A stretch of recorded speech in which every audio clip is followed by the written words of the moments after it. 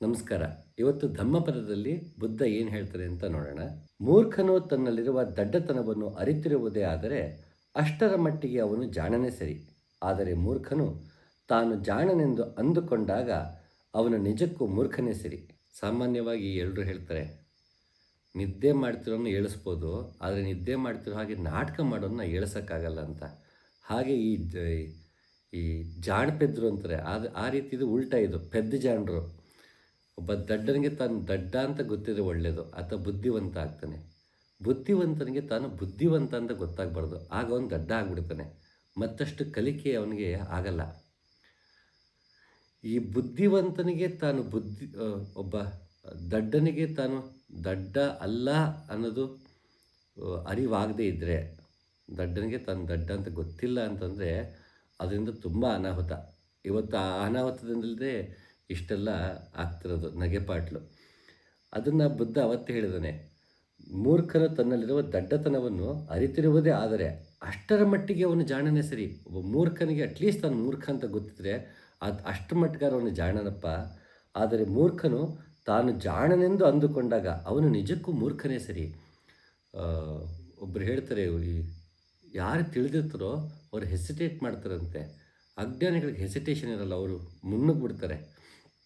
ಯಾಕೆಂದರೆ ಒಬ್ಬ ಜ್ಞಾನಿ ಅಥವಾ ಯಾರಿಗೆ ತಿಳಿದಿರುತ್ತೋ ಅವನಿಗೊಂದು ಅಂಜಿಕೆ ಇರುತ್ತೆ. ಅಂದರೆ ತನ್ನಲ್ಲೊಂದು ಒಬ್ಬ ಒಬ್ಬ ತಿಳಿದವನಿಗೆ ತನ್ನ ಇನ್ಪರ್ಫೆಕ್ಷನ್ ಅವನಿಗೆ ಗೊತ್ತಿರುತ್ತೆ, ತನ್ನೆಲ್ಲ ಕೊರತೆ ಗೊತ್ತಿರುತ್ತೆ. ಮತ್ತು ತಾನು ಅದನ್ನು ಡೆಲಿವರ್ ಮಾಡುವಾಗ ನನಗೆಲ್ಲ ಗೊತ್ತು ಅನ್ನೋ ಅಹಂಭಾವ ಇಲ್ಲದೆ ಇರುವಾಗ ಅವನಿಗೆ ಒಂದು ಅಂಜಿಕೆ ಇರುತ್ತೆ, ಒಂದು ಅಳಿಕೆ ಇರುತ್ತೆ. ಸಾಮಾನ್ಯ ನೋಡ್ತಿರ್ತೀವಿ, ಜಲಪಾತ ತುದಿಲಿ ನಿಂತ್ಕೊಂಡು ಇದು ಮಾಡ್ತಿರ್ತಾರೆ, ಸೆಲ್ಫಿ ತಕ್ಕೊಳ್ಳೋಕೆ ಹೋಗ್ತಿರ್ತಾರೆ. ಮತ್ತೊಂದು ನಿಜವಾದ ಸಾಹಸಿ ಅದನ್ನು ಮಾಡಲ್ಲ. ಅವ್ನು ನೋಡ್ತಾನೆ ಅಲ್ಲಿ ರಿಸ್ಕ್ ಫ್ಯಾಕ್ಟರ್ ಎಷ್ಟು ನೋಡ್ತಾನೆ, ನಿಜವಾಗ್ಲೆಲ್ಲ ನಿಲ್ಬೋದಾ ಬೇಡವಾ. ಅನವಶ್ಯಕವಾಗಿ ಒಬ್ಬ ಸಾಹಸಿ ಧೈರ್ಯ ತೋರ್ಸೋಕ್ಕೆ ಹೋಗಲ್ಲ. ದಡ್ಡ ಮಾತ್ರ ಅನವಶ್ಯಕವಾಗಿ ಧೈರ್ಯ ತೋರ್ಸೋಕ್ಕೆ ಹೋಗೋದು. ಅದು ನಮಗೆ ಈ ವೀಲಿ ಮಾಡೋ ಹುಡುಗರಲ್ಲಿ ಕಾಣಿಸುತ್ತೆ. ಎಷ್ಟು ಅನಾಹುತ ವೀಡಿಯೋಗಳನ್ನ ನಾವು ನೋಡ್ತಾನೆ ಇರ್ತೀವಿ. ಇದೆಲ್ಲ ನನಗೆಲ್ಲ ಗೊತ್ತು, ನನಗೇನು ಆಗಲ್ಲ ಅನ್ನೋ ಮೂರ್ಖನ ಜಾಣತನವೇ ಅದಕ್ಕೆ ಕಾರಣ. ಇದು ಒಂದು ರೀತಿಯ ಬಂಡ ಧೈರ್ಯದ ಒಂದು ರೀತಿ. ಆದರೆ ಮತ್ತೊಂದು ಇಂಟೆಲೆಕ್ಚುಯಲ್ ಲೆವೆಲ್ ಇರುತ್ತೆ, ಅಂದರೆ ಬುದ್ಧಿಮತ್ತೆಗೆ ಸಂಬಂಧಪಟ್ಟಿದ್ದು. ಅದು ತುಂಬ ಹಾನಿಕಾರಕ. ಅದು ತಾವೆಲ್ಲರೂ ನೋಡ್ತಿರ್ತಾರೆ, ಉದಾಹರಣೆ ಕೂಡ ಅವಶ್ಯಕತೆ ಇರಲ್ಲ. ಇದನ್ನು ಬೌದ್ಧ ಧರ್ಮದಲ್ಲೇ 1000 ದಡ್ಡನ ಕಥೆಗಳು ಅಂತ ಒಂದು ಬರುತ್ತೆ. ಜಾತಕ ಕಥೆಗಳು ಅಂತಲೂ ಇದೆ. ಹಾಗೆ ಈ ರೀತಿ ಒಂದು 1001 ಮೂರ್ಖನ ಕಥೆಗಳು ಅಂತ ಬರುತ್ತೆ. ಅದರಲ್ಲೊಬ್ಬ ಮೂರ್ಖನ ಕತೆ ಹೇಳ್ತಾರೆ. ಇಡೀ ಊರು ಪೂರ್ತಿ ಹೇಳ್ಕೊಂಬರ್ತಿದ್ದಂತೆ, ನನ್ನ ತಂದೆ ಮಹಾನ್ ವ್ಯಕ್ತಿ, ಶ್ರೇಷ್ಠ ವ್ಯಕ್ತಿ, ಅಂಥ ವ್ಯಕ್ತಿ ಇನ್ನೆಲ್ಲೂ ಇಲ್ಲ, ನಾನು ಹೆಮ್ಮೆ ಪಡ್ತೀವಂಥ ತಂದೆನ ಪಡೆಯೋದಕ್ಕೆ ಅಂತ ವರ್ಷಾನುಗಟ್ಟಲೆ ಹೇಳ್ತಿದ್ದಂತೆ. ಸರಿ, ಜನಕ್ಕೆಲ್ಲ ಆಶ್ಚರ್ಯ, ಏನಪ್ಪ ಅಂಥದ್ದು ಏನು ಮಾಡಿಬಿಟ್ಟ ಅವನ ತಂದೆ ಅಂತ ಎಲ್ರಿಗೂ ಕುತೂಹಲ. ಬಟ್ ಇವನು ಬರೀ ಜಂಬ ಕೊಚ್ಕೊಳ್ಳೋದನ್ನು ಯಾವಾಗಲೂ. ಸರಿ, ಒಂದಿನ ಒಬ್ಬ ಧೈರ್ಯ ಮಾಡಿ ಕೇಳೋದಂತೆ, ಅಲ್ಲ ಯಾವಾಗಲೂ ನೀನು ನಿನ್ನ ತಂದೆ ಅಂಥ ಮಹಾನ್ ವ್ಯಕ್ತಿ, ಶ್ರೇಷ್ಠ ವ್ಯಕ್ತಿ ಅಂತ ಹೇಳ್ತಿದ್ಯಲ್ಲಪ್ಪ, ಅಂಥದ್ದು ಏನು ಮಾಡಿದೆ ನಿನ್ನ ತಂದೆ? ನನ್ನ ತಂದೆ ಎಷ್ಟು ಶ್ರೇಷ್ಠ ವ್ಯಕ್ತಿ ಅಂತಂದರೆ ಆತ ಆಜನ್ಮ ಬ್ರಹ್ಮಚಾರಿಯಾಗಿದ್ದ ಅಂತ ಅನ್ನಂತೆ. ಆಗ ಆ ಕೇಳಕ್ಕೆ ಬಂದ ವ್ಯಕ್ತಿ ಕೇಳ್ತಾನಲ್ಲ, ನಿನ್ನ ತಂದೆ ಆಜನ್ಮ ಬ್ರಹ್ಮಚಾರಿಯಾಗಿದ್ದರೆ ನೀನು ಹೇಗೆ ಹುಟ್ಟಿದೆ ಅಂತ. ಇದು ಬೌದ್ಧ ಧರ್ಮದಲ್ಲಿ ಬರುವ ಕತೆ ಒಂದು. ಇದು ಈ ಪೆದ್ದ ಜನರಿರ್ತಾರಲ್ಲ ಅವರ ಸಮಸ್ಯೆ. ಇದೇನಾಗುತ್ತೆ, ಅದು ಬುದ್ಧಿಮತ್ತೆಗೂ ಬರುತ್ತೆ, ಇಂಟೆಲೆಕ್ಚುಯಲ್ ಲೆವೆಲಲ್ಲೂ ಬರುತ್ತೆ, ಸ್ಪಿರಿಚುವಲ್ ಲೆವೆಲಲ್ಲೂ ಬರುತ್ತೆ. ನಮಗೆಲ್ಲ ಗೊತ್ತು ಅನ್ನುವಂಥ ಭಾವದಲ್ಲಿ ಗುರುವನ್ನು ಸಮೀಪಿಸುವಾಗ, ಗ್ರಂಥಗಳನ್ನು ಪ್ರವೇಶ ಮಾಡುವಾಗ ಅಥವಾ ಪ್ರವೇಶ ಮಾಡಿದ ನಂತರವೂ ಈ ಗೊಂದಲ ಸೃಷ್ಟಿಯಾಗುತ್ತೆ. ಹೀಗೆ ಒಂದ್ಸಲಿ ಮನೆಗೊಬ್ಬರು ಗೆಳೆಯರು ಬಂದಿದ್ದರು, ಹೊಸದಾಗಿ ಪರಿಚಯ. ಹೀಗೆ ಮಾತಾಡ್ತಾ ಬುದ್ಧನ ವಿಷಯ ಬಂತು. ನಾನು ಒಂದೆರಡು ಪುಸ್ತಕವನ್ನು ಹಂಚ್ಕೊಳ್ಳೋಕೆ ಹೋದೆ, ಬುದ್ಧನ ಪುಸ್ತಕವನ್ನು. ಅವ್ರ ತಕ್ಷಣ ತಿರಸ್ಕರಿಸ್ಬಿಟ್ರು. ಐನೋ ಬುದ್ಧ, ನನಗೆ ಬುದ್ಧನ ಪುಸ್ತಕಗಳು ಓದೋ ಅವಶ್ಯಕತೆ ಇಲ್ಲ, ಇವೆಲ್ಲ ಓದಿ ಮುಗಿಸ್ಬಿಟ್ಟಿದ್ದೀನಿ. ನನಗೆ ಆಶ್ಚರ್ಯ ಆಯಿತು. ನಿನಗೆ ಬುದ್ಧನೇ ಗೊತ್ತಿದ್ದಾನೆ ಅನ್ನೋದಾದರೆ ನೀವು ಬುದ್ಧನೇ ಆಗಿಬಿಡ್ಬೇಕಿತ್ತು. ನನಗೆ ಕಬೀರ್ದಾಸು ಗೊತ್ತು, ನಾನು ಕಬೀರ್ದಾಸನ ಆಗಿಬಿಟ್ಟಿರ್ತೀನಿ. ನಮಗೇನು ಗೊತ್ತದು ನಾವು ಅದು ಆಗಿಬಿಟ್ಟಿರ್ತೀವಿ. ಹಾಗೆ ಅವನು ಬುದ್ಧ ನನಗೆ ಗೊತ್ತು, ಇದರ ಅವಶ್ಯಕತೆ ಇಲ್ಲ ಅಂದರೆ ತಕ್ಷಣ ಬುದ್ಧನನ್ನೇ ತಿರಸ್ಕರಿಸಿದ ಹಾಗೆ. ನಾನು ಸರಿ, ಓಕೆ, ಇದು ಚೆನ್ನಾಗಿದೆಯಲ್ಲ, ಸ್ವಾರಸ್ಯವಾಗಿದೆಯಲ್ಲ ಅಂಥೇಳಿ ನಾನು ಅವರಿಗೆ ಒಂದಷ್ಟು ಪ್ರಶ್ನೆಗಳು ಕೇಳ್ತಾ ಹೋದೆ. ಆಸೆಯ ದುಃಖಕ್ಕೆ ಮೂಲ ಅಂತೆಲ್ಲರೂ ಅಂತಾರಲ್ಲಪ್ಪ, ಬುದ್ಧ ಹೇಳ್ದಂತ ಅದು ನಿಜನಾ? ಆತ ಹೌದು. ಅದು ಯಾವ ಗ್ರಂಥದಲ್ಲಿ ಎಲ್ಲಿ ಉಲ್ಲೇಖ ಆಗಿದೆ? ಬುದ್ಧ ಆಸೆಯ ದುಃಖಕ್ಕೆ ಮೂಲ ಅಂತ ಹೇಳಿದ್ದು ಎಲ್ಲಿ ಉಲ್ಲೇಖ ಆಗಿದೆ ಅಂತ ಕೇಳಿದೆ. ಉತ್ತರ ಆಗಲಿಲ್ಲ. ಹೀಗೆ ಹಲವಾರು ಒಂದಷ್ಟು ಚರ್ಚೆ ನಡೀತು, ಸಂವಾದ ನಡೀತು. ಕೊನೆಗೆ ಆತ ಒಪ್ಕೊಳ್ಬೇಕಾಗಿ ಬಂತು, ನಾನು ತಪ್ಪು ಮಾಡಿದೆ, ಬುದ್ಧ ನನಗೆ ಗೊತ್ತು ಅನ್ನೋಂಥ ಅಹಂಕಾರ ಇರಬಾರ್ದಾಗಿತ್ತು ಅನ್ನೋದು. ಹಾಗೆ ಇದು ಒಂಥರ ಪೆದ್ದರ ಜಾಣತನ. ಇದನ್ನು ಬುದ್ಧ ಹೇಳ್ತಾ ಇದ್ದಾನೆ, ಅದು ಹಾನಿಕಾರಕ, ಅದು ನಮಗೂ ಹಾನಿಕಾರಕ, ನನ್ನ ಜೊತೆಗಿರುವವರಿಗೂ ಹಾನಿಕಾರಕ, ಸಮಾಜಕ್ಕೂ ಹಾನಿಕಾರಕ. ಇದು ಉಸಿರು ಕಟ್ಟುವ ವಾತಾವರಣವನ್ನು ಕಲ್ಪಿಸ್ಬಿಡುತ್ತೆ. ಅವರು ಹೊಸದಾಗಿ ಕಲಿಯುವುದನ್ನು, ಬೇರೆ ಬೇರೆ ದೃಷ್ಟಿಕೋನಗಳಲ್ಲಿ ನೋಡುವುದನ್ನು, ಅಷ್ಟೇ ಏಕೆ ಹಾಸ್ಯ ಪ್ರಜ್ಞೆ ಕೂಡ ಕಳ್ಕೊಂಡು ಬಿಡ್ತಾರೆ. ಲೈಟ್ ಹಾರ್ಟೆಡ್ ಕಾಮಿಡಿ ಕೂಡ ಅವ್ರಿಗೆ ತಡ್ಕೊಳಕ್ಕಾಗ್ದಿರೋ ಮಟ್ಟಿಗೆ ಆಗಿಬಿಡುತ್ತೆ. ಅದು ನನಗೆಲ್ಲ ಗೊತ್ತು ಅನ್ನೋ ಮಟ್ಟಿಗೆ ಆಗಿಬಿಡ್ತಾರೆ. ಅದಕ್ಕೆ ಅದರಲ್ಲೂ ವಿಶೇಷವಾಗಿ ಸ್ಪಿರಿಚುಯಾಲಿಟಿ ಅಂತ ಬಂದಾಗ ನಾನು ಅಷ್ಟು ವರ್ಷ ದಿನ ಆಧ್ಯಾತ್ಮದಲ್ಲಿದ್ದೀನಿ ಅಂತ ಮಾತಾಡ್ತಿರ್ತಾರೆ. ಸ್ವಲ್ಪ ತಿಂಗಳುಗಳ ಹಿಂದೆ ನನಗೊಬ್ಬರು ದಿನಾರತ್ತು 3 ಗಂಟೆ ಮೆಸೇಜ್ ಮಾಡ್ತಿದ್ರು, ಗುಡ್ ಮಾರ್ನಿಂಗ್ ಅಂತ. ನಾನು ಹೇಳ್ದೆಲ್ಲಪ್ಪ, ನೀನು ಯೂಟ್ಯೂಬಲ್ಲಿ ನಂಬರ್ ಕೊಟ್ಟಿದ್ದೀನಿ ಅಂತ ಹಲವಾರು ಜನ ಸಂಪರ್ಕಿಸೋದ್ರಿಂದ ಅವರು ಹಾಗೆ ನಂಬರ್ ತೊಗೊಂಡಿದ್ದಾರೆ. ಕರೆಗಿರಿ ಏನು ಮಾಡಿಲ್ಲ, ನೇರ ಮೆಸೇಜ್ ಮಾಡೋಕ್ಕೆ ಶುರು ಮಾಡಿ ರಾತ್ರಿ 3 ಗಂಟೆಯಲ್ಲಿ. ನಾನು ಬೆಳಗ್ಗೆ ಹೊತ್ತು ಮೆಸೇಜ್ ಮಾಡಿ ಅಂತ ನಾನು ರಿಕ್ವೆಸ್ಟ್ ಮಾಡಿದೆ. ನಾನು 20 ವರ್ಷದಿಂದ ಆಧ್ಯಾತ್ಮದಲ್ಲಿದ್ದೀನಿ, ಬೆಳಿಗ್ಗೆ 3 ಗಂಟೆಗೆ ಎಲ್ರಿಗೂ ಮೆಸೇಜ್ ಮಾಡೋದು, ನೀವು ಯಾರೋ ದೊಡ್ಡ ಸಾಧಕರು ಅಂತ ಅಂದ್ಕೊಂಡಿದ್ದೆ, ನಿಮಗೇನು ಸಾಧನೆ ಆಗಿಲ್ಲ ಬಿಡಿ ಅಂತ ಅವತ್ತಿಂದ ಮೆಸೇಜ್ ಮಾಡೋದು ಬಿಟ್ಟರು. ಒಳ್ಳೇದಾಯ್ತಪ್ಪ, ನಾನಂಥ ಸಾಧಕ ಅಲ್ಲ, ನಿನ್ನಿಂದ ಮೆಸೇಜ್ ಪಡ್ಕೊಳ್ಳೋಷ್ಟು ಅಂತ ನಾನು ಸುಮ್ಮನಾದೆ. ನಾವೇ ಒಂದಷ್ಟು ಅಸಂಪ್ಷನ್ಸ್ ಮಾಡ್ಕೊಳ್ತಾ ಹೋಗ್ಬಿಡ್ತೀವಿ. ನಾನು ಆಧ್ಯಾತ್ಮದಲ್ಲಿದ್ದೀನಿ, ನಾನು ಸಾಧನೆ ಮಾಡಿಬಿಟ್ಟಿದ್ದೀನಿ, ನಾನು ಎಲ್ಲ ತೀರ್ಥಕ್ಷೇತ್ರಗಳಿಗೆ ಹೋಗ್ಬಿಟ್ಟಿದ್ದೀನಿ, ಮತ್ತೊಂದು ಮಾಡಿದ್ದೀನಿ ಅಂತ ನಮ್ಮದೇ ಒಂದು ಭ್ರಮೆಗಳಲ್ಲಿದ್ದು ನಾವೇ ಶ್ರೇಷ್ಠ ಅಂದ್ಕೊಂಡ್ಬಿಡ್ತೀವಿ. ನಾನು ದಿನಕ್ಕೆ ತಪ್ಪದೇ ನಮಾಜ್ ಮಾಡ್ತೀನಿ, ನಾನು ಪ್ರತಿ ವಾರ ಚರ್ಚ್ಗೆ ಹೋಗ್ತೀನಿ, ನಾನು ಮಿಸ್ ಮಾಡಿದೆ ನಾನು ಬೈಬಲ್ ಓದ್ತೀನಿ. ನಮ್ಮದೇ ಒಂದಷ್ಟು ಊಹಾಪೋಹಗಳು ಮತ್ತು ನಮಗದು ಅರ್ಥ ಆಗಿಬಿಟ್ಟಿದೆ ಅನ್ನೋ ಒಂದು ಭ್ರಮೆ ಕೂಡ ನಮಗೆ ಬಂದುಬಿಡುತ್ತೆ. ಯಾವಾಗ ಅದು ಭ್ರಮೆ ಬರುತ್ತೆ, ನಮ್ಮ ಮತ್ತೆ ಆ ಪುಸ್ತಕವನ್ನು ತಿರುಗಿ ನೋಡೋದೇ ಇಲ್ಲ. ಹಲವಾರು ಜನ ಏನು ಸಮಸ್ಯೆ ಆಗುತ್ತೆ ಅಂದರೆ, ಅದು ಮಾಮೂಲಿ ಜೀವನದಲ್ಲೂ ಅಷ್ಟೇ, ಆಧ್ಯಾತ್ಮಿಕ ಜೀವನ ತಮ್ಮಂತಾವು ಏನು ಕರ್ಕೋತಾರೆ ಆ ಜೀವನದಲ್ಲೂ ಅಷ್ಟೇ. ಏನೋ ಓದಿರ್ತಾರೆ, ಅದು ಅರ್ಥ ಆಗಿರುತ್ತೆ ಅನಿಸ್ಬಿಟ್ಟಿರುತ್ತೆ. ಮತ್ತು ಅದೇ ಗ್ರಂಥವನ್ನು ಒಂದು 5 ವರ್ಷ ಬಿಟ್ಟು ಓದಿ. ಗೀತೆಯನ್ನು ಉದಾಹರಣೆ ತೊಗೊಳ್ಳೋಣ, ಅಥವಾ ಈ ಒಂದು ಮಾತಿನ ಲೆಕ್ಕ ತೊಗೊಳ್ಳೋಣ. ಇದನ್ನು ಕೇಳಿದ ತಕ್ಷಣ ಎಲ್ಲರೂ ಸದ್ಯಪ್ಪ ನಾನು ಆ ರೀತಿ ಇಲ್ಲ, ನಾನು ಸದ್ಯಕ್ಕೆ ನಾನು ಜಾಣ ಅಂದ್ಕೊಂಡಿಲ್ಲ ಅಂತಲೇ ನಾವು ಸೇಫರ್ ಝೋನ್ಗೆ ತಳ್ಕೊಳ್ಳೋದಕ್ಕೆ ಇಷ್ಟಪಡ್ತೀವಿ. ಸಿಂಕಿನ್ ಆಗಲ್ಲ ಅದು ನಮ್ಮೊಳಗೆ, ಅದು ಆಳಕ್ಕೆ ಬೇರೆ ಊರೋದಕ್ಕೆ ಯಾವುದನ್ನು ಬಿಡಲ್ಲ. ಅದನ್ನು ನಾವು ಅರ್ಥ ಆಗಿಬಿಡ್ತು ಅಂದ ತಕ್ಷಣ ಅದನ್ನು ದೂರ ಇಟ್ಬಿಡ್ತೀವಿ.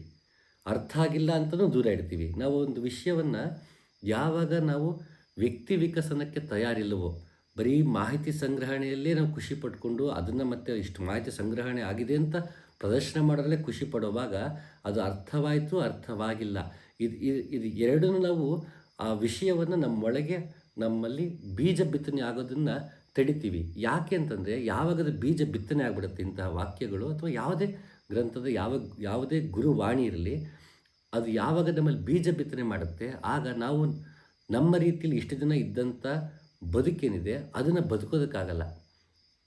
ಪುಂಕ ಹೇಳ್ತಿರ್ತಾರೆ, ಕೊಲಬೇಡ, ಹೊಸಿ ನುಡಿಯಲು ಬೇಡ ಅಂತ ವಚನವನ್ನು ಹೇಳ್ತಿರ್ತಾರೆ. ಆ ವಚನ ಹೇಳಿದ ಹಿಂದೆ, ವಚನ ಹೇಳಿದ ನಂತರ ಪೂರ್ತಿ ಸುಳ್ಳು ಹೇಳ್ತಿರ್ತಾರೆ ಭಾಷಣದಲ್ಲಿ. ಎಲ್ಲರೂ ಅಂತಲ್ಲ, ಕೆಲವರು.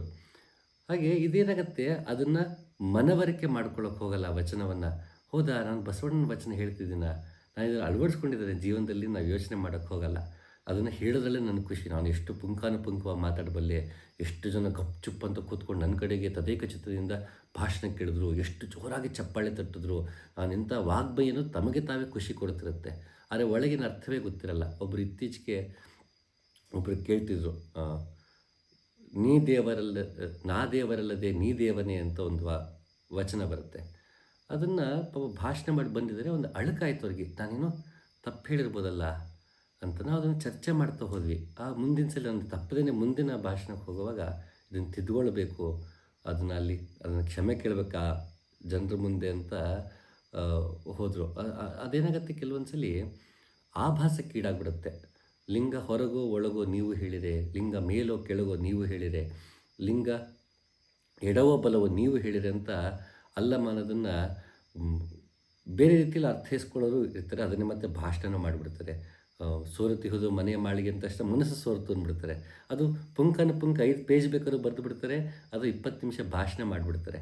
ಅದೇನಾಗುತ್ತೆ ಅದು ನಮ್ಗೆ ಗೊತ್ತು ಅನ್ನೋ ಒಂದು ಭ್ರಮೆಯಲ್ಲಿ ಏನಾಗುತ್ತೆ, ನನಗೆಲ್ಲ ಗೊತ್ತಿದೆ, ನಾನು ತಿಳಿದಿದ್ದೀನಿ ಅಂತ ನಾನು ಭಾಷಣ ಮಾಡಬಲ್ಲೆ, ನಾನು ವಾಗ್ಮಯಿ, ನನಗೆ ವಾಕ್ ಚಾತುರ್ಯತೆ ಇದೆ, ಈ ಹಲವಾರು ಕಾರಣಗಳಿಗೆ ನನಗೆ ಗೊತ್ತು ಅನ್ನುವುದರಲ್ಲೇ ಸಂದೇಶವನ್ನು ಸಾರ್ತಾ ಹೋಗ್ತಾರೆ. ಕೇಳುಗರಿಗೆ ಏನಾಗುತ್ತೆ, ಇಷ್ಟು ಒಳ್ಳೆ ವಾಚಕನಾದ್ರಿಂದ, ಇಂಥ ಒಳ್ಳೆ ವಾಗ್ಮಯಿ ಆದ್ರಿಂದ, ಇವರು ಇಷ್ಟು ಜ್ಞಾನವನ್ನು ಪಡೆದಿರುವುದರಿಂದ, ಇಷ್ಟೆಲ್ಲ ಪುಸ್ತಕ ಓದಿದ್ದಾರೆ, ಮತ್ತು ಸಹಜವಾಗಿ ಅವರಿಗೆ ಜೀವನದ ಅನುಭವ ಕೂಡ ಬಂದಿದೆ, ವಯೋವೃದ್ಧರಾಗಿದ್ದಾರೆ ಅಂತ ನಾವೇನು ಮಾಡ್ತೀವಿ, ಅವರನ್ನು ಮಾತನ್ನು ನಾವು ನಂಬೋದಕ್ಕೆ ಹೋಗ್ತೀವಿ. ನಮಗದೇ ವ್ಯಾಲಿಡೇಷನ್ ಕೂಡ ಆಗಿಬಿಡುತ್ತೆ. ನಾವು ಕೂಡ ಅದನ್ನು ಅರ್ಥ ಆಯಿತು ಅಂತ ದೂರಕ್ಕೆ ಇಟ್ಬಿಡ್ತೀವಿ. ಯಾವಾಗ ನಮಗೆ ಅರ್ಥ ಆಯಿತು ಅನಿಸುತ್ತೆ, ಆಗ ನಾವು ತಾನು ದಡ್ಡ ಅಂತ ತಿಳಿದಿರೋಂಥ ದಡ್ಡನಾಗ್ತೀವಿ. ನಮ್ಗೆ ಅರ್ಥ ಆಗಿಲ್ಲ ಅಂದ್ಕೊಂಡ ತಕ್ಷಣ ನಾವು ದಡ್ಡನೇ ಸರಿ ಅಂತ ಅಂದ್ಕೊಂಡ್ಬಿಡ್ತೀವಿ. ಎರಡರಲ್ಲೂ ನಾವು ಅದನ್ನು ದೂರ ಇಟ್ಬಿಡ್ತೀವಿ. ಇದು ನಾವಾಗೇ ನಮಗೆ ಗೊತ್ತಿಲ್ಲದೆ ಮಾಡುವಂಥದ್ದು. ಯಾಕೆಂದರೆ ಆಗಲೇ ಹೇಳಿದಾಗ ಇದು ನಮಗೆ ಸಿಂಕಿನ್ ಆಗೋದಕ್ಕೆ ನಾವು ಬಿಡೋದಿಲ್ಲ. ಅದು ನಮ್ಮನ್ನು ಪರಿವರ್ತನೆ ಮಾಡಿಬಿಡುತ್ತೆ. ಪ್ರತಿಯೊಂದು ಗುರುವಾಣಿಯು ನಮ್ಮನ್ನು ಪರಿವರ್ತನೆ ಮಾಡುತ್ತೆ. ನ ಜಾತಿನ ಭೇದ ಶಿವೋಹಂ ಶಿವೋಹಂ ಅಂತ ಬಂದಾಗ ಆ ಸಾಲು ನಮ್ಗೆ ಅದು ನಮಗೆ ತಲೆಗೆ ಹೋಗಲ್ಲ. ಶಂಕರಾಚಾರ್ಯದ ನಿರ್ವಾಣ ಶತಕವನ್ನು ಹೇಳ್ತಿರ್ತೀವಿ, ಆದರೆ ನಾವು ಎಲ್ಲ ರೀತಿ ಜೀವನದಲ್ಲಿ ಎಲ್ಲ ಭೇದ ಭಾವಗಳು ಮಾಡ್ತಿರ್ತೀವಿ, ಎಲ್ಲ ತಾರತಮ್ಯ ಮಾಡ್ತಿರ್ತೀವಿ. ಆದರೆ ನಿರ್ವಾಣ ಶತಕವನ್ನು ಮಿಸ್ ಮಾಡದೆ ದಿನಕ್ಕೊಂದ್ಸಲಿ ಕೇಳ್ತಿರ್ತೀವಿ, ಇಷ್ಟಪಟ್ಟು ಕೇಳ್ತಿರ್ತೀವಿ. ನಿರ್ವಾಣ ಶತಕ ಎಷ್ಟು ಚೆನ್ನಾಗಿದೆ ಎಲ್ಲರಲ್ಲಿ ಅಂತ. ಅಲ್ಲಿ ಶಿವೋಹಂ ನಮ್ಗೆ ಇಷ್ಟ ಆಗ್ತಾ ಹೋಗ್ತಿರುತ್ತೆ. ಆದರೆ ನಾನು ಜಾತಿ ಅಲ್ಲ, ಭೇದ ಅಲ್ಲ, ಧರ್ಮ ಅಲ್ಲ, ನಾನು ದೇಹವಲ್ಲ, ಮನಸ್ಸಲ್ಲ, ಬುದ್ಧಿಯಲ್ಲ ಅಂತ ಎಲ್ಲವನ್ನೂ ತಿರಸ್ಕರಿಸ್ತಾ ನೇತಿ ಅಂತ ಹೇಳ್ದೆ ಹೋದಾಗ ಕೊನೆಯಲ್ಲಿ ದಕ್ಕುವುದು ಯಾವುದೂ ಇಲ್ಲ ಅಂದಾಗ ನಾನು ಯಾರು ಅನ್ನೋ ಪ್ರಶ್ನೆ ನಮ್ಮಲ್ಲಿ ಮೂಡಬೇಕಾಗತ್ತೆ. ಅದನ್ನ ಮೂಡಿಸ್ಕೊಳ್ಳೋಕ್ಕೆ ಹೋಗಲ್ಲ. ಶಿವೋಹಂ ನಮ್ಗೆ ಇಷ್ಟ ಆಗ್ಬಿಡುತ್ತೆ. ಯಾಕೆ, ನಾನು ಶಿವ ಅಂತ ಹೇಳ್ಕೊಳ್ಳೋಕೆ ನನಗೆ ಹೆಮ್ಮೆ. ನಾನು ಬೇರೆ ಯಾರಲ್ಲ, ನಾನು ಶಿವ ಒಂದೇ ಅದೊಂಥರ ನನಗೆ ಹೆಮ್ಮೆ. ಬೇರೆ ಯಾವುದೋ ಒಬ್ಬ ಕ್ರಿಕೆಟರು ಎಲ್ಲೋ ಒಂದು ಚೆನ್ನಾಗಿ ಆ ವ್ಯಕ್ತಿ ತನ್ನ ಆಟದಲ್ಲಿ ಮುಂದೆ ಬಂದಾಗ, ದೊಡ್ಡ ಸನ್ಮಾನವನ್ನು ಪಡೆದಾಗ ನಾವೇನು ಮಾಡ್ತೀವಿ, ಇಡೀ ಊರು, ಇಡೀ ಕೇರಿನೋ ಅಥವಾ ಇಡೀ ಒಂದು ರಾಜ್ಯವೋ ನಮ್ಮ ರಾಜ್ಯದವನು, ನಮ್ಮ ಊರನು ಅಂತೇಳಿ ನಾವು ಹೆಮ್ಮೆ ಪಟ್ಕೊಳ್ಳೋಕೆ ಅವ್ನು ನೆಪ ಮಾಡ್ಕೊಂಡ್ಬಿಡ್ತೀವಿ. ನಮ್ಮೂರನ್ನು ಹಿಂಗೆ ಮಾಡೋದು ನೋಡಿದ್ವಿ, ನಮ್ಮ ಸ್ಟೇಟ್ನ ಎಷ್ಟು ಸಾಧಿಸ್ಬಿಟ್ಟ, ನನ್ನ ಜಾತಿಯನ್ನು ಎಷ್ಟು ಸಾಧಿಸ್ಬಿಟ್ಟ, ನನ್ನ ಧರ್ಮವನ್ನು ಎಷ್ಟು ಸಾಧಿಸ್ಬಿಟ್ಟ ಅಂತ ನಾವು ಹೆಮ್ಮೆ ಪಡ್ಕೊಳ್ಳೋದಕ್ಕೆ ಅವರ ನೆಪ ಮಾಡ್ಕೊಂಡ್ಬಿಡ್ತೀವಿ. ಹಾಗೆ ಇದು ನಾವಾಗೆ ಗೊತ್ತಿದ್ದು ಕೂಡ ಮಾಡುವಂತಹ ತಪ್ಪುಗಳು. ಇದು ನಮಗೆ ಅದನ್ನು ಒಪ್ಕೊಳ್ಳೋದಕ್ಕೆ ನಾವು ರೆಡಿ ಇರಲ್ಲ. ಅದನ್ನು ತುಂಬ ಕಠೋರವಾಗಿ ನಮಗೆ ಕನ್ನಡಿ ಹಿಡಿದು ತೋರಿಸ್ತಾನೆ ಬುದ್ಧ. ಇದು ಆಧ್ಯಾತ್ಮದಲ್ಲೂ ಬಂದ್ಬಿಡುತ್ತೆ. ನಮಗೆಲ್ಲ ಗೊತ್ತು ಅನ್ನುವ ಒಂದು ಭರದಲ್ಲಿ ನಾವು ಅದರ ಆಳಕ್ಕೆ ಇಳಿಯೋದಕ್ಕೆ ಹೋಗೋದಿಲ್ಲ, ಜೀವನದಲ್ಲಿ ಅಳವಡಿಸ್ಕೊಳ್ಳೋಕೆ ಹೋಗಲ್ಲ. ಒಂದು ಝೆನ್ ಕತೆ ಇದೆ. ಒಬ್ಬ ಝೆನ್ ಗುರು, ಆತ ಸಾಮಾನ್ಯ ಝೆನ್ ಅಂತಂತ ಬಂದಾಗ ಅಲ್ಲಿ ಉಪದೇಶ ಕಡಿಮೆ, ಮತ್ತು ಮಾರ್ಗದಲ್ಲಿ ಸಹನೆ ಮತ್ತು ತಾಳ್ಮೆ ತುಂಬ ಮುಖ್ಯ. ಅದರಲ್ಲಿ ಸಡನ್ ಎನ್ಲೈಟನ್ಮೆಂಟ್ ಅನ್ನೋದು ಬೇಸಿಕ್ ಫಿಲಾಸಫಿ ಅವರಲ್ಲಿ. ಫಿಲಾಸಫಿ ಅನ್ನೋಕ್ಕಾಗಲ್ಲ, ದ ಐಡಿಯಾ. ಮನುಷ್ಯ ಎಲ್ಲವನ್ನೂ ತಾನಾಗೆ ಕಳಚಿಕೊಳ್ಳಲು ಅನುವು ಮಾಡಿಕೊಡಬೇಕು. ನಾನಾಗೆ ಕಳಚಿಕೊಳ್ಳುವುದು ಒಂದು ಮಾರ್ಗ ಆದರೆ ಅದು ತಾನಾಗೆ ಕಳಚಿ ಹೋಗಬೇಕು ಎನ್ನುವುದು ಒಂದು ಮಾರ್ಗ. ಅದು ಝೆನ್ ಮಾರ್ಗ. ಅದು ಎಲ್ಲವನ್ನು ಅಂತಂದಾಗ ಇಷ್ಟು ದಿನ ನಾವು ತಿಳಿದ ಸಿದ್ಧಾಂತಗಳು ಕಳಚಿ ಹೋಗಬೇಕು, ಅಲ್ಲಿವರೆಗೂ ಹೊಸದಾಗಿ ನಿಮಗೇನು ಕೊಡೋದಕ್ಕಾಗಲ್ಲ ಅನ್ನೋದು ಸಿದ್ಧಾಂತ. ಅದು ಎಲ್ಲರೂ ಪ್ರಚಲಿತವಾದ ಕತೆ ಕೇಳಿರ್ತೀವಿ. ಒಬ್ಬ ದೊಡ್ಡ ಮಹಾನ್ ಪಂಡಿತ, ಎಲ್ಲ ಧರ್ಮಗಳ ಬಗ್ಗೆಯೂ ತಿಳಿದಿರ್ತಾನೆ, ಎಲ್ಲ ಗುರು ಪರಂಪರೆಗಳಲ್ಲಿ ಭೇಟಿಯಾಗಿರ್ತಾನೆ. ಆತ ಇನ್ನೊಬ್ಬ ಝೆನ್ ಗುರು ಬಗ್ಗೆ ಕೇಳ್ಪಡ್ತಾನೆ. ಆ ವ್ಯಕ್ತಿ ಭೇಟಿಯಾಗಬೇಕು ಅಂಥೇಳಿ ಒಂದು ಬೆಟ್ಟದ ಮೇಲಿರ್ತಾನೆ ಅಂತ ಗೊತ್ತಾಗುತ್ತೆ. ಈ ವ್ಯಕ್ತಿ ಆ ಬೆಟ್ಟ ಹತ್ಕೊಂಡು ಕಡಿದಾದ ದಾರಿಯಲ್ಲಿ ಮೇಲೆ ಹತ್ಕೊಂಡು ಹೋಗ್ತಾನೆ. ಹೋಗಿ ಆ ವ್ಯಕ್ತಿ ಮುಂದೆ ಕೂತ್ಕೊಂಡು ನನಗೆ ಝೆನ್ ಬಗ್ಗೆ ಹೇಳಿ ಅಂತ ಕೇಳ್ತಾನೆ ಆ ಪಂಡಿತ. ಆಗ ಝೆನ್ ಗುರು ಟೀ ಕುಡಿತೀಯಾ ಅಂತಾನೆ. ಅವನೇನು ಟೀ ಕುಡಿ ಅಂತಿದ್ರೆ, ನಾನು ಅಲ್ಲಿಂದ ಬೆಟ್ಟ ಹತ್ಕೊಂಡ್ಬಂದಿದ್ದೀನಿ, ಝೆನ್ ಬಗ್ಗೆ ಕೇಳ್ತಾ ಇದ್ದೀನಿ, ಈ ಮನುಷ್ಯ ಟೀ ಕುಡಿ ಅಂತ ಇದ್ದಾನಲ್ಲ, ಸರಿ ಆಯಿತು ಟೀ ಕುಡಿತೀನಿ. 2 ಕಪ್ ಇಟ್ಕೊಂಡು ಟೀ ಸುರಿಯೋಕ್ಕೆ ಶುರು ಮಾಡ್ತಾರೆ. ಇಷ್ಟೊತ್ತು ನಿಮ್ಗೆ ಆಗಲಿ ಈ ಕತೆ ಗೊತ್ತಿರೋದ್ರಿಂದ ಕನ್ಕ್ಲೂಷನ್ನು, ಇದು ನೆಕ್ಸ್ಟ್ ಕನೆಕ್ಷನ್ಸ್ ತಾನಾಗೆ ಅದು ಬರೋಕ್ಕೆ ಶುರು ಆಗಿಬಿಡುತ್ತೆ. ಅದು ಮೈಂಡ್ ಕೆಲಸ ಮಾಡೋದೇ ಹಾಗೆ. ಅದರಿಂದ ನಾವು ಎಷ್ಟು ಡಿಟ್ಯಾಚ್ ಆಗ್ತೀವಿ ಅನ್ನೋದೇ ಮುಖ್ಯ. ಸೊ ಟೀ ತುಂಬತ್ತೆ ಲೋಟದಲ್ಲಿ. ಅದು ಕೂಡ ಆ ಗುರು ಇನ್ನೂ ಸುರಿತಾನೇ ಹೋಗ್ತಿರ್ತಾನೆ. ಅದು ಟೀ ಕಪ್ಪಿಂದ ಚೆಲ್ಲೋದಕ್ಕೆ ಶುರು ಆಗಿಬಿಡುತ್ತೆ. ಆ ಪಂಡಿತ ಅಂತಾನಪ್ಪ, ಟೀ ತುಂಬಿದೆ ಸಾಕು, ಲೋಟಕ್ಕೆ ಮತ್ತೆಷ್ಟು ಸುರಿದ್ರೂ ಪ್ರಯೋಜನಕ್ಕಿಲ್ಲ, ಅದು ತುಂಬಿ ಹರಿದೋಗ್ತಾ ಇದೆ, ಬೇಡ ನಿಲ್ಲಿಸು ಅಂದರು. ಆ ವ್ಯಕ್ತಿ ಹಾಗೆಯೇ ಗುರು ಸುರಿತಾನೆ ಇರ್ತಾನೆ, ಟೀನ ಚೆಲ್ಲ ಹೋಗ್ತಾನೆ ಇರುತ್ತೆ. ಕೊನೆಗೆ ಈ ಪಂಡಿತ ಕೋಪ ಬಂದು, ನಿಲ್ಲಿಸಯ್ಯ ಸಾಕು, ಎಷ್ಟು ಸುರಿತೀಯ, ಟೀ ವೇಸ್ಟ್ ಮಾಡ್ತಿದ್ಯಲ್ಲ ಅಂತಂದಾಗ ಆ ಗುರು ಅಂತ ನಿನ್ನ ಮೈಂಡು ಕೂಡ, ನಿನ್ನ ಮನಸ್ಸಲ್ಲೂ ಕೂಡ, ಬುದ್ಧಿಯಲ್ಲಿ ಎಲ್ಲ ಮಾಹಿತಿಗಳು ಎಷ್ಟು ತುಂಬ್ಕೊಂಡು ಬಂದಿದೆಯಾ ಅಂದರೆ, ಹೊಸದಾಗಿ ನಾನು ಕೊಡೋದಕ್ಕೆ ಏನೂ ಸಾಧ್ಯ ಇಲ್ಲಪ್ಪ. ಈ ಲೋಟದಿಂದ ಹೇಗೆ ಎಕ್ಸ್ಟ್ರಾ ಟೀ ಚೆಲ್ಲಿ ಹೋಯಿತು, ಹಾಗೆ ನಾನು ಕೊಡೋದು ಅಷ್ಟು ಉಪದೇಶ ಅಥವಾ ಮಾಹಿತಿ, ಜ್ಞಾನ ಇವೆಲ್ಲ ಹೊರಗೆ ಚೆಲ್ಲಿ ಹೋಗುತ್ತೆ, ನಿನ್ನ ಬುದ್ಧಿ ಒಳಗೆ ಉಳಿಯೋದಿಲ್ಲ, ಖಾಲಿ ಮಾಡ್ಕೊಂಬ ನಿಂತಲ್ಲ ಅಂತ ಕಳಿಸ್ತಾನೆ. ಹಾಗೆ ಝೆನ್ ಅನ್ನೋದು ಅಥವಾ ಎಲ್ಲ ಗುರು ಪರಂಪರೆಯಲ್ಲೂ ಅಷ್ಟೇ, spirituality is not an serious note. ನಾವು ಅದನ್ನು ಮೊದಲು ಅರ್ಥ ಮಾಡ್ಕೋಬೇಕು. ಹಾಗೆ ಇಲ್ಲಿ ಝೆನ್ ಗುರು ತನ್ನ ಶಿಷ್ಯನನ್ನೆಲ್ಲ ಮಾವಿನ ತೋಪು ಕರ್ಕೊಂಡು ಹೋಗಿರ್ತಾನೆ. ನಾನು ಹೇಳ್ದಂಗೆ ಝೆನ್ನಲ್ಲಿ ತನ್ನ ಕೆಲಸವನ್ನು ಮೊದಲು ಅಚ್ಚುಕಟ್ಟಾಗಿ ಮಾಡಬೇಕು, ಅದು ಅವರ ಕರ್ತವ್ಯ. ಒಂದು ಕುಟೀರದಲ್ಲಿ ಇದ್ದರು ಅಂತಂದರೆ ಅದನ್ನು ಸ್ವಚ್ಛ ಮಾಡೋದು, ತೋಟಗಾರಿಕೆ ಮಾಡೋದು, ಕರೆಕ್ಟಾಗಿ ಅದನ್ನು ಹಸುವಿನ ಟೈಮಿಗೆ ಕರೆಕ್ಟಾಗಿ ಅಡುಗೆ ಮಾಡೋದು, ಅದನ್ನು ತಟ್ಟೆ ತೊಳೆಯೋದು, ಮತ್ತೊಂದು ದಿನನಿತ್ಯದ ಕಾಯಕವನ್ನು ಅರಿವಿನಿಂದ ಮಾಡುವುದು ಝೆನ್ ಪ್ರಕ್ರಿಯೆ. ಹಾಗೆ ಮಾವಿನ ತೋಪಕ್ಕೆ ಕರ್ಕೊಂಡು ಹೋಗಿರ್ತಾನೆ ಗುರು. ಎಲ್ಲ ಹುಡುಗರು ನೀಟಾಗಿ ಮಾವನ್ನು ನೆಲಕ್ಕೆ ಬೀಳ್ದ ಹಾಗೆ ನಿಧಾನಕ್ಕೆ ಇದನ್ನು ಮಾವಿನ ಹಣ್ಣನ್ನು ಕುಯ್ಯೋದು, ಅದನ್ನು ಕರೆಕ್ಟಾಗಿ ಅದನ್ನು ಒಂದು ಶಿಸ್ತುಬದ್ಧವಾಗಿ ಅದು ಬುಟ್ಟಿಯಲ್ಲಿ ಮಾವಿನ ಹಣ್ಣು ಇಡೋದು, ಇವೆಲ್ಲ ಮಾಡ್ತಿದ್ರಂತೆ. ಸರಿ, ಗುರು ನೋಡ್ತಾನೆ, ಬೇಸತ್ತು ಹೋಗ್ಬಿಟ್ಟು ಚಿಕ್ಕ ಮಕ್ಕಳ ಥರ ಮಾವಿನ ಮರ ಹತ್ತಾನಂತೆ. ಹತ್ತಿ ಖುಷಿಯ ಮಾವಿನ ಹಣ್ಣನ್ನು ಕೀಳೋದು, ಕೇಕೆ ಹಾಕೋದು, ನಗೋದು, ಚಪ್ಪಾಳೆ ತಟ್ಟೋದು, ಅಲ್ಲೇ ಮರದ ಮೇಲೆ ಕೂತ್ಕೊಂಡು ಮಾವಿನ ಹಣ್ಣು ತಿಂದು ಆ ರುಚಿಯನ್ನು ಸವಿಯೋದು, ಆಹಾ ಎಷ್ಟು ಚೆನ್ನಾಗಿದೆ ಅಂತ ಹೇಳೋದು, ಹೀಗೆಲ್ಲ ಸಂಭ್ರಮಿಸೋಕ್ಕೆ ಶುರು ಮಾಡಿಬಿಡ್ತಾನೆ. ಆಗ ಶಿಷ್ಯನಿಗೆ ಅರ್ಥ ಆಗತ್ತೆ, ಹೌದಲ್ವಾ, ಸಂಭ್ರಮಿಸೋದೇ ಮುಖ್ಯ, ಈ ಕ್ಷಣದಲ್ಲಿ ಅರಿವಿಂದ ಬದುಕೋದಂದರೆ ಸಂಭ್ರಮಿಸೋದು ಮುಖ್ಯ ಅಂತ ಅವನು ನೋಡಿ ಕಲಿತು ಇವರು ಮತ್ತೆ ನಲಿಯೋದಕ್ಕೆ ಶುರು ಮಾಡ್ತಾರಂತೆ. ನಾವು ಬದುಕನ್ನು, ಅಧ್ಯಾತ್ಮವನ್ನು ಬೇರೆ ಬೇರೆ ಮಾಡಿಕೊಂಡು, ಅದು ಯಾವುದೋ ಒಂದು ಸ್ಟ್ರಿಕ್ಟ್ ರಿಜೀಮ್ ಅಂತ ಅಂದ್ಕೊಂಡು, ಒಂದು ಪರಿಪಾಟು ಅಂದ್ಕೊಂಡು, ನಮ್ಮದೇ ಒಂದಷ್ಟು ಗೊಂದಲಗಳನ್ನ ಮಾಡಿಕೊಂಡು ನಾವು ಅದೇ ಸರಿ ಅಂತ ಪ್ರತಿಪಾದನೆ ಮಾಡ್ತಾ ಹೋಗ್ತೀವಿ. ಆದರೆ ಪುರಂದರದಾಸರು ಕಾಲಿಗೆ ಗೆಜ್ಜೆ ಕಟ್ಟಿ ನೀಲವರ್ಣನ ಗುಣ ಅಂತ ಹಾಡ್ತಾ ಹೋದರು, ಕನಕದಾಸರು ಹಾಡಿದ್ರು, ಮೀರಾಬಾಯಿ ಹಾಡಿದ್ರು, ಬಸವಣ್ಣ ವಚನಗಳು ಬರೆದ್ರು, ಅಲ್ಲಮ್ಮ ಇಡೀ ದೇಶ ಸುತ್ತಾಡ್ದ. ತೀರಾ ಕೆಲವೇ ಜನಗಳು, ಓಶೋ ತನ್ನ ಆಶ್ರಮ ಬಿಟ್ಟಿಲ್ಲ, ಆಚೆ ಹೋಗಲಿಲ್ಲ, ರಮಣ ಮಹರ್ಷಿ ಎಲ್ಲೂ ಹೋಗಲಿಲ್ಲ, ಪರಮಹಂಸರು, ಹೀಗೆ ತುಂಬ ಕೆಲವೇ ಮಂದಿ ತಾವಿದ್ದಲ್ಲೇ ಇದ್ದಂಥವ್ರು. ಅವ್ರಿಗೆ ಆದಂಥ ನಾನಾ ಕಾರಣಗಳು ಇದೆ. ಆದರೆ ಅವ್ರು ಯಾರು ಮುಖ ಗಂಟಾಕೊಂಡು ಕೂತಿಲ್ಲ, ಎಲ್ಲ ನಗನಗ್ತಾ ನಲಿತಾ ಎಲ್ಲರ ಜೊತೆಗೆ ಬೆರೆತು ಎಲ್ಲರೂ ನನ್ನವರು ಅಂತ ಕಂಡುಕೊಂಡು ತುಂಬ ಲವಲವಿಕೆಯಿಂದ ಬದುಕನ್ನು ಕಂಡವರು ಇರಲ್ಲ. ನಾವು ಆಧ್ಯಾತ್ಮವನ್ನು ಸೀರಿಯಸ್ ಮಾಡಿಕೊಂಡು ಬದುಕನ್ನು ಸೋಬರ್ ಮಾಡ್ಕೊಂಬಿಟ್ಟಿರ್ತೀವಿ. ಇದು ಯಾಕೆಂದರೆ ನನಗಿದು ತಿಳಿದಿದೆ ಅನ್ನೋ ಒಂದು ಅಜ್ಞಾನದಿಂದಾಗಿ. ನನಗೇನು ತಿಳಿದಿಲ್ಲ ಅನ್ನೋದೊಂದು ಅಜ್ಞಾನ, ಆದರೆ ನನಗೆಲ್ಲ ತಿಳಿದಿದೆ ಅನ್ನೋದು ಕೂಡ ಅಜ್ಞಾನವೇ. ಯಾವಾಗಿದು ಮೀರ್ತೀವಿ, ನಾವು ಎಲ್ಲವನ್ನು ಹೊಸದಾಗಿ ಕಲಿಯೋದಕ್ಕೆ ಶುರು ಮಾಡ್ತೀವಿ. ಭಗವದ್ಗೀತೆ ಇವತ್ತು ಓದಿದ್ದೀವಿ, ಇನ್ನೂ ಒಂದು ವರ್ಷ ಬಿಟ್ಟು ಮತ್ತೆ ಓದಿದ್ರೆ ಬಹುಶಃ ನಮಗದು ಬೇರೆ ಥರ ಕಾಣುತ್ತೆ. ಯಾಕೆಂದರೆ ಅಷ್ಟು ದಿನ ನನ್ನ ಜೀವನ ಅನುಭವ, ಬೇರೆ ಬೇರೆ ಗ್ರಂಥಗಳ ಪರಿಚಯ, ನಾನು ನೋಡುವಂತಹ ಒಳನೋಟ ಇವೆಲ್ಲ ಬೇರೆಯದ್ದಾಗಿರುತ್ತೆ. ಮತ್ತು ಓದುತ್ತಿರುವಾಗ ಸಾಮಾನ್ಯ ಏನಾಗುತ್ತೆ, 1 ಪೇಜು 2 ಪೇಜು ಓದಿರ್ತೀವಿ, 3ನೇ ಪೇಜು 4ನೇ ಪೇಜಲ್ಲೋ ನಾವದನ್ನು ಓದುವಾಗ ನನ್ನ ತಲೆ ಬೇರೆ ಎಲ್ಲೋ ಹೋಗಿರುತ್ತೆ. ಬಹುಶಃ ನಾನು ಶ್ಲೋಕವನ್ನು ಸರಿಯಾಗಿ ಗಮನಿಸಿಲ್ದಿರ್ಬೋದು. ನಾನು ಮತ್ತೆ ಓದುವಾಗ ಅಯ್ಯೋ ಈ ಸನ್ನಿವೇಶಕ್ಕೆ ಈ ಶ್ಲೋಕ ಸಿಕ್ತಲ್ಲ, ನನಗಿದು ಮುಂಚೆ ಓದಿದಾಗ ನನಗೆ ತಲೆಗೆ ಹೋಗಿರ್ಲಿವಲ್ಲ ಅಂತ ಮತ್ತೆ ನಮಗೆ ಅಚ್ಚರಿ ಆಗುತ್ತೆ. ಮತ್ತೆ ಹೊಸ ಗಣ್ಣಿನಿಂದ ನಾವು ಆ ಕೃತಿಯನ್ನು ನೋಡ್ತೀವಿ. ಅದು ಆಧ್ಯಾತ್ಮಿಕ ಕೃತಿಗಳಿರ್ಬೋದು, ವ್ಯಕ್ತಿಗಳಿರ್ಬೋದು, ವಸ್ತುಗಳಿರ್ಬೋದು, ಯಾವುದೇ ಆಗಿದ್ದರೂ ನಾವು ಮತ್ತೆ ಅದನ್ನು ರೀವಿಸಿಟ್ ಮಾಡಿದಾಗ ಅದು ನಮಗೆ ಹೊಸದಾಗಿ ಕಾಣುತ್ತೆ. ಯಾಕೆಂದರೆ ನಾವು ದಿನ ದಿನಕ್ಕೂ ಹೊಸಬರಾಗ್ತಾ ಹೋಗ್ತಿರ್ತೀವಿ.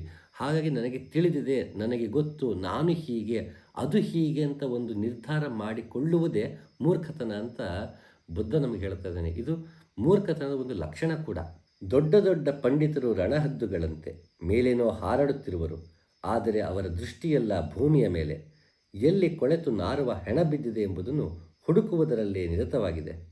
ಪರಮಹಂಸರು ಮಾತ್ರ ಅಂತಲ್ಲ, ಅದು ನೀವು ಕಬೀರ್ದಾಸ ತಗೊಳ್ಳಿ, ಪುರಂದರದಾಸ ತಗೊಳ್ಳಿ, ನೀವು ಯಾವುದೇ ದಾರ್ಶನಿಕನ ತಗೊಂಡ್ರು, ಇನ್ಕ್ಲೂಡಿಂಗ್ ಉಪನಿಷತ್ತು, ಭಗವದ್ಗೀತೆ, ಎಲ್ಲದರಲ್ಲೂ ತಿಳಿದ ಇಲ್ಲಿ ಪಂಡಿತರು ಅಂದ ತಕ್ಷಣ ಉಪನಿಷತ್ ಕಾಲದಲ್ಲಿ ಆತ್ಮಜ್ಞಾನ ಇರುವ ಪಂಡಿತ ಅಂತಲ್ಲ, ಬರೀ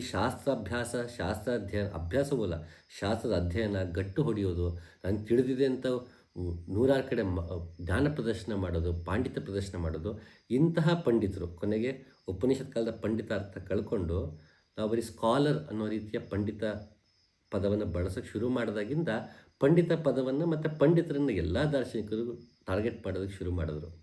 ಅದು ಪರಮಹಂಸರು ಮಾಡಿದ್ದಾರೆ, ಕನಕದಾಸರು ಮಾಡಿದ್ದಾರೆ, ಕಬೀರ್ದಾಸ್ ಅಂತೂ ಕಹೆ ಕಬೀರ ಸುನೋಭೆ ಸಾಧು ಅಂತಲೇ ಎಷ್ಟೋ ದೋಹೆಗಳು ನಮಗೆ ಸಿಗುತ್ತೆ. ಓ ಸಾಧು ಕೇಳು ನನ್ನ ಮಾತು ಅಂತ. ಒಂದು ಶಿಷ್ಯನಾಗಿ ಬಂದವನಿಗೆ ಸಾಧು ಅಂತ ಕರೆದಿದ್ದು ಇದೆ.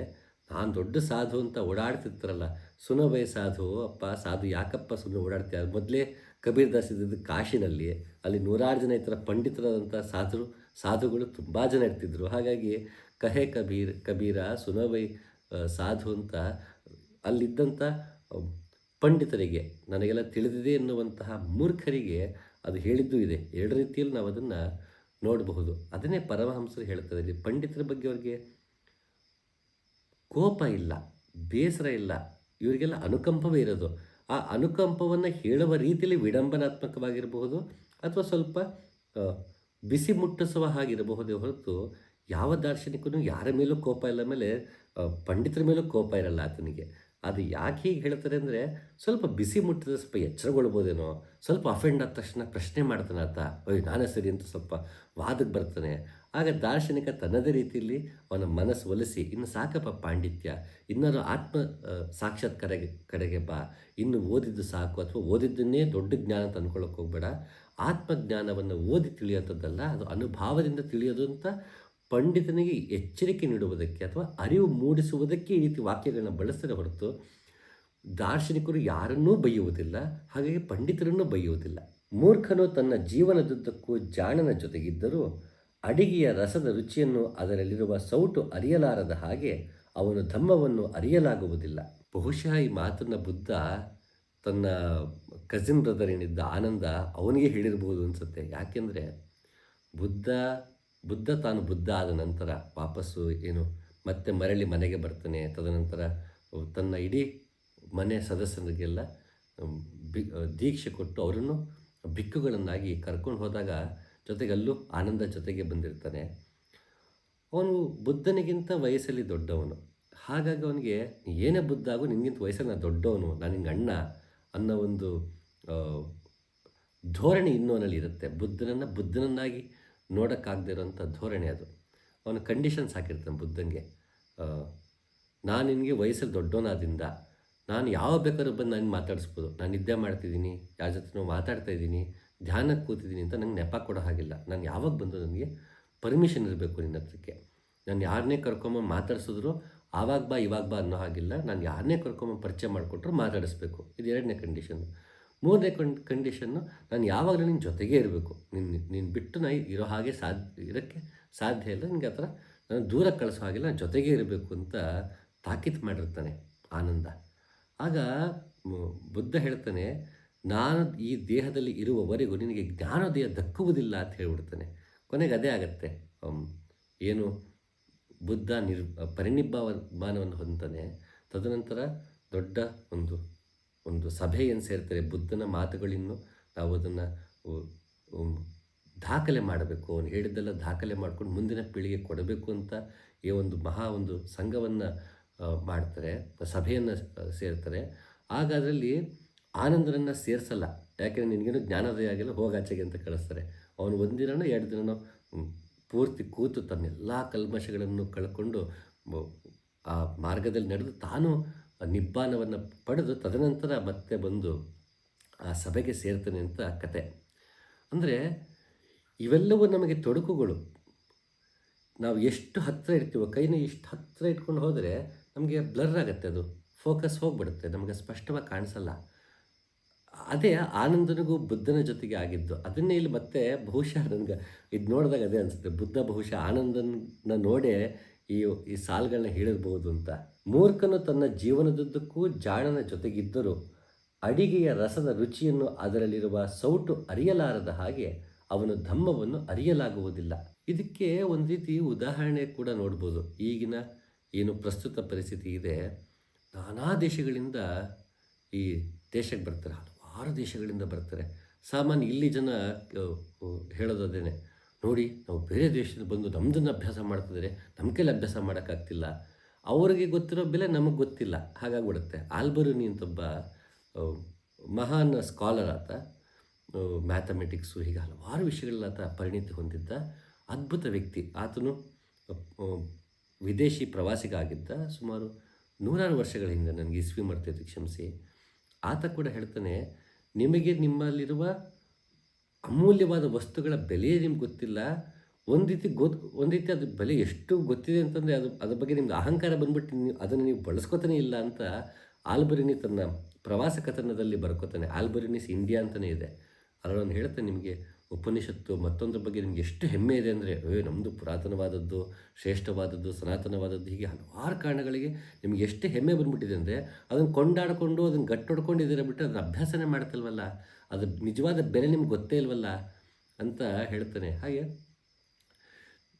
ಊರಾಗೆಲ್ಲ ನಾವು ಅದನ್ನು ಹೇಳ್ತಾ ಬರ್ತಿರ್ತೀವಿ, ನಾವು ಅದನ್ನು ಅಭ್ಯಾಸ ಮಾಡ್ತಿರಲ್ಲ, ಹಾಗಾಗ್ಬಿಡುತ್ತೆ. ಇದನ್ನು ಹೇಳ್ತದೇನೆ ಬುದ್ಧ. ನಾವು ಇದೆಲ್ಲ ಮೂರ್ಖರ ಲಕ್ಷಣಗಳು ಅಂತ.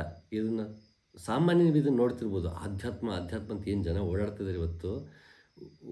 ಒಂದು 2 ಕ್ರ್ಯಾಶ್ ಕೋರ್ಸ್ ಹೋಗ್ಬಿಟ್ಟಿರ್ತಾರೆ, ತಾವೇ ಪುಂಖಾನುಪುಂಖವಾಗಿ ಒಬ್ಬ ಎನ್ಲೈಟನ್ ಮಾಸ್ಟರ್ ಥರ ತಾವೇ ಭಾಷಣ ಮಾಡ್ತಿರ್ತಾರೆ. ವಿನಾಕಾರಣ ಸ್ಪಿರಿಚುಯಾಲಿಟಿ ಟಾಪಿಕ್ನ ಎಳಿತಿರ್ತಾರೆ. ಅವತ್ತೆಲ್ಲರೂ ಸೇರಿದ್ದಾಗ ಆ ಟಾಪಿಕ್ ಇರೋದೇ ಇಲ್ಲ. ಬಟ್ ಅವತ್ತು ಎಳೆದ್ಬಿಟ್ಟು ಎಲ್ಲಿ ಏನೋ ಇರುತ್ತೆ ಟಾಪಿಕ್ಕು, ಅಲ್ಲಿಂದ ಎಳ್ಕೊಂಬಂದು ಸ್ಪಿರಿಚುಯಾಲಿಟಿ ಕನೆಕ್ಟ್ ಮಾಡೋವರೆಗೂ ಈ ವ್ಯಕ್ತಿ ಅಷ್ಟು ಆ್ಯಕ್ಟಿವ್ ಆಗಿ ಇನ್ವಾಲ್ವ್ ಆಗಿರಲ್ಲ. ಇದೆಲ್ಲ ಲೌಕಿಕವಾದ ವಿಷಯಗಳು, ಇದ್ರ ಬಗ್ಗೆ ಏನು ಮಾತಾಡೋದು ಅನ್ನೋ ಹಾಗೆ. ಅದನ್ನು ವಾಪಸ್ ಸ್ಪಿರಿಚುಯಾಲಿಟಿ ತೊಗೊಂಬಂದ್ಬಿಟ್ಟು, ನಿಂಗೆ ಅದು ಗೊತ್ತಾ, ಇದು ಗೊತ್ತಾ, ಇದನ್ನು ಹಿಂಗೆ ಹೇಳಲ್ಲ ಹಂಗೆ ಹೇಳಲ್ಲ ಅಂತ ಪೂರ್ತಿ ಪುಂಖ ಮಾತಾಡ್ಬಿಡ್ತಾರೆ. ಅನವಶ್ಯಕವಾಗಿ ಆಧ್ಯಾತ್ಮವನ್ನು ಮಾತಾಡಬೇಕು. ಅದು ಮಾತಾಡಿ ತನಗೆ ಅದು ಗೊತ್ತಿದೆ ಅಂತ ತೋರಿಸ್ಕೋಬೇಕು. ಇದು ಬಾಯಿ ಚಪಲ ಆಗಿಬಿಡುತ್ತೆ. ಈ ರೀತಿಯಿಂದ ನಮಗೆ ನಿಜವಾದ ಜ್ಞಾನ ದಕ್ಕುವುದಿಲ್ಲ. ಆತ ಮೂರ್ಖನೇ ಸರಿ ಅಂತ ಬುದ್ಧ ನಮಗೆ ಅವನಿಗೆ ಅರಿವು ಮೂಡಿಸೋದಕ್ಕೆ ಹೇಳ್ತಾ ಇದ್ದಾನೆ. ಅವನ್ನ ಆಡ್ಕೊಳ್ಳೋಕ್ಕೆ ಹೇಳ್ತಾ ಇಲ್ಲ. ನನಗೂ ಆಡ್ಕೊಳ್ಳೋ ಉದ್ದೇಶ ಇಲ್ಲ. ಆದರೆ ಮಾಮೂಲಿ ರೀತಿಯಲ್ಲಿ ಹೇಳಿದ್ರೆ ಕೇಳೋದಕ್ಕೆ ಅವ್ರು ರೆಡಿ ಇಲ್ಲ ಅಷ್ಟೇ. ಗೊತ್ತಿಲ್ಲ ಅಂತ ಇರುವುದು ನಿಜವಾದ ಜ್ಞಾನ. ಗೊತ್ತಿದೆ ಅನ್ನುವ ಪ್ರತಿಷ್ಠೆ ರೋಗ. ಹುಷಾರು ತಪ್ಪಿರುವುದು ತಿಳಿದ ಮೇಲೆ ಮಾತ್ರ ಗುಣಮುಖಿಯಾಗುವುದು ಸಾಧ್ಯ. ತಾನೇ ತನ್ನ ವೈದ್ಯನಾದ ಋಷಿ ಎಲ್ಲ ಪ್ರತಿಷ್ಠೆಗಳಿಂದ ವಾಸಿಯಾಗಿದ್ದಾನೆ. ತನ್ನ ನಿಜದಲ್ಲಿ ಇಡಿಯಾಗಿದ್ದಾನೆ. ಒಬ್ಬ ನಿಜವಾದ ಜ್ಞಾನಿ ಅಥವಾ ತನ್ನನ್ನು ತಾನು ತಿಳಿದವನು, ಸತ್ಯವನ್ನು ಅರಿತವನು, ಅಥವಾ ಒಬ್ಬ ಪ್ರಬುದ್ಧ ವ್ಯಕ್ತಿ ಅಂತ ಅಂದ್ಕೊಳ್ಳೋಣ. ಆಧ್ಯಾತ್ಮ ಬಿಟ್ಬೋಣ, ಪಕ್ಕಕ್ಕಿಟ್ಬೋಣ. ಒಬ್ಬ ಪ್ರಬುದ್ಧ ವ್ಯಕ್ತಿ ಅಂತಲೇ ನೋಡಿ. ಅದು ಐನ್ಸ್ಟೈನ್ ಆಗಿರ್ಬೋದು, ಅಬ್ದುಲ್ ಕಲಾಂ ಆಗಿರ್ಬೋದು, ನಮ್ಮ ಹಲವಾರು ಜನ ಹಿಂದೂಸ್ತಾನಿ ಉಸ್ತಾದ್ಗಳಿರ್ಬೋದು, ಶಾಸ್ತ್ರೀಯ ಸಂಗೀತದಲ್ಲಿ ಪ್ರಖರವಾಗಿ ಬೆಳೆದಂಥ ನಮ್ಮ MS ಸುಬ್ಬಲಕ್ಷ್ಮಿಯವರು, ಹೀಗೆ ಗಂಗೂಬಾಯಿ ಹಾನಗಲ್ ಅವರು, ಡಾಕ್ಟರ್ ರಾಜ್ಕುಮಾರ್ ಅವರು, ಇವೆಲ್ಲ ಕಲೆ ಸಾಹಿತ್ಯ, ಹೀಗೆ ಹಲವಾರು ವಿಷಯಗಳು ಎಂಥ ನಾವು ಊಹಿಸಿಕೊಳ್ಳೋಕ್ಕೂ ಸಾಧ್ಯವಾಗದೇ ಇರೋಷ್ಟು ಸಾಧನೆಯನ್ನು ಮಾಡಿದವರು. ಆ ಕಲೆಯನ್ನು ಅಷ್ಟು ಚೆನ್ನಾಗಿ ದಕ್ಕಿಸಿಕೊಂಡವರು ಮತ್ತು ಅದನ್ನು ಅಷ್ಟೇ ಚೆನ್ನಾಗಿ ನಮಗೆ ತಲುಪಿಸಿದವರು.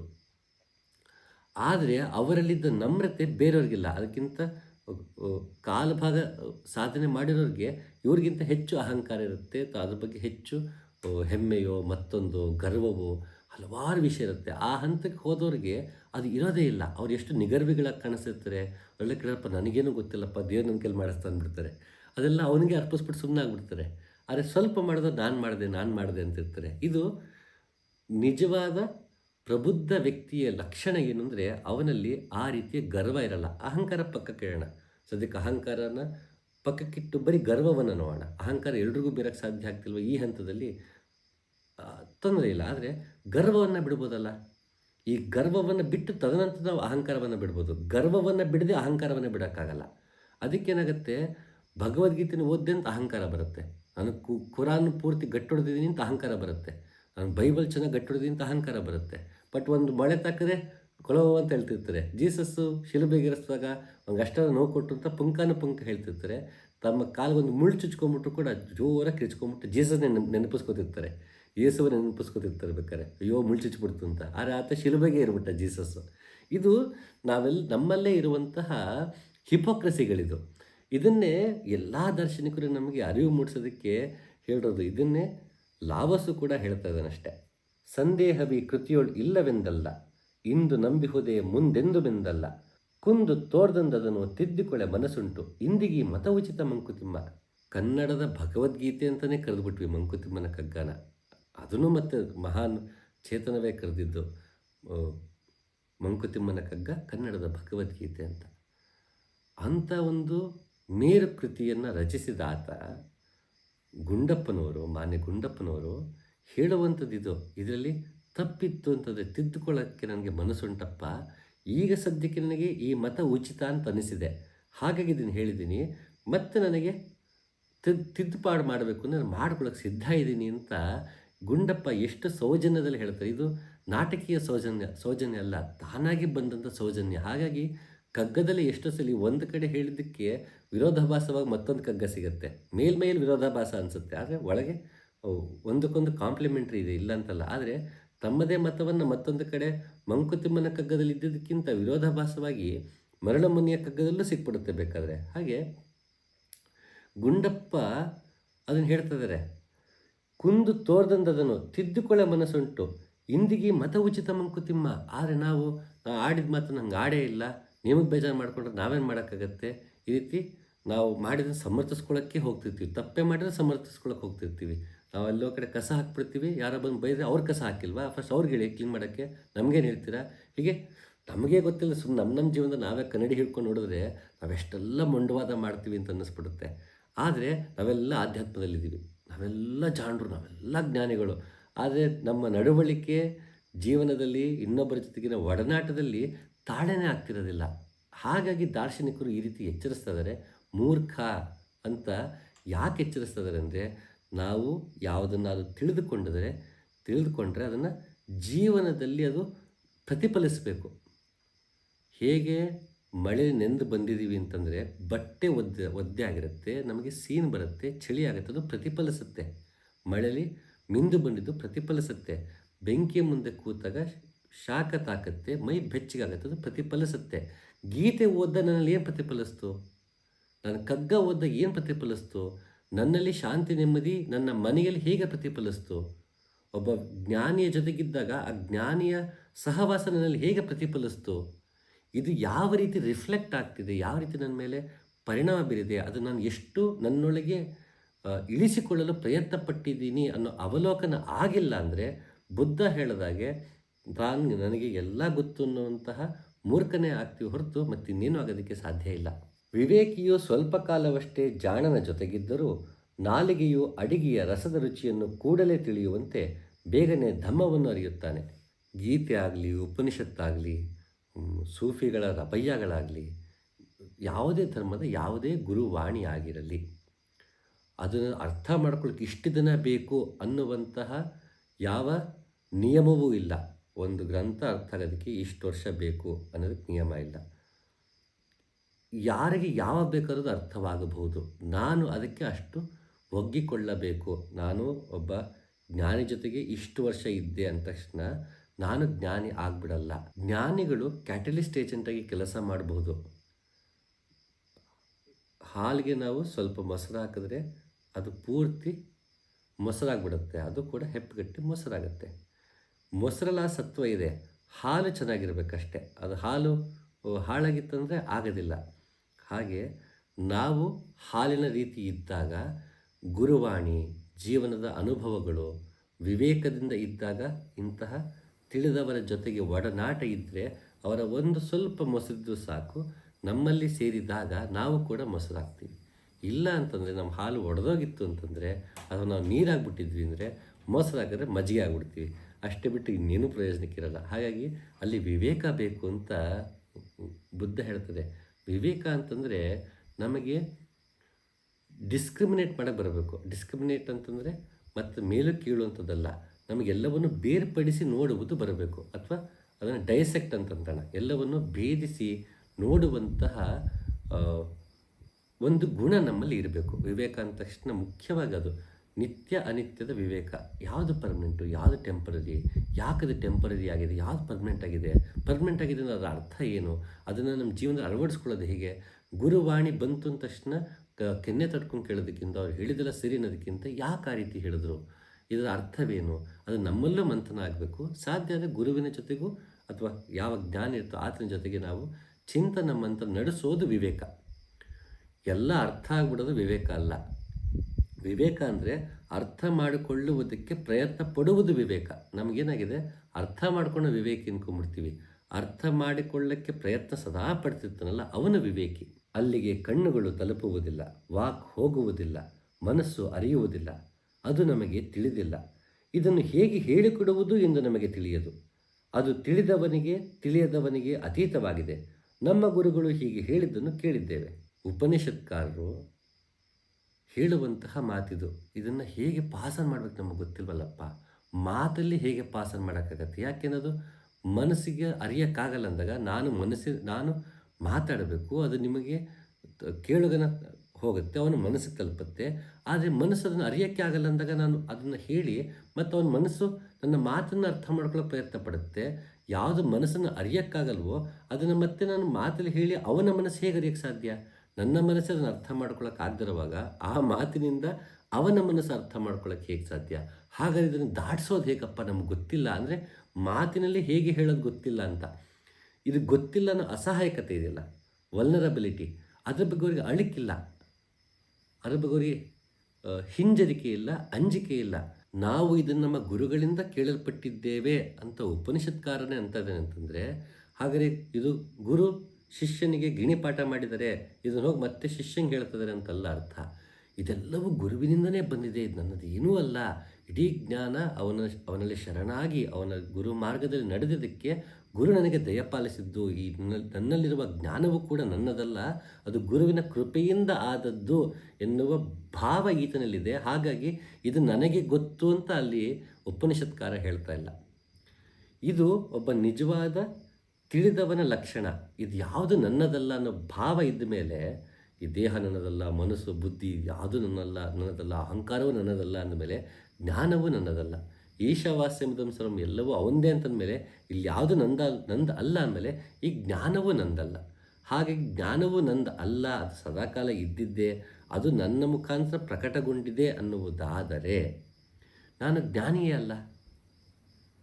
ಜ್ಞಾನಿ ಒಬ್ಬನೇ ಇರೋಕ್ಕೆ ಸಾಧ್ಯ.